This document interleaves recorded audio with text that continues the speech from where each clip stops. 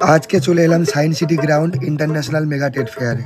70 টাকার টিকিট সংগ্রহ করে ভিতরে প্রবেশ করতে লাগি। আমার কাছে অনেকগুলো কান্ট্রির নোট আছে, আর এখানে 17টা কান্ট্রি থেকে ব্যবসায়ীরা এসেছে।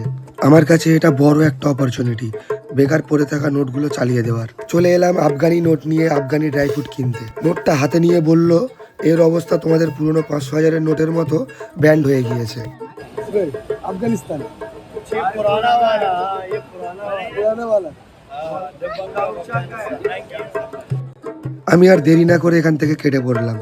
এখানে দাঁড়িয়ে থেকে সময় নষ্ট করা হবে, কারণ এখানে বেশিরভাগ কলকাতার মেয়েরা সব এদের ওপর ক্র্যাশ খেয়ে গিয়েছে। ইহা আপনা ডাল নেই গালেগা।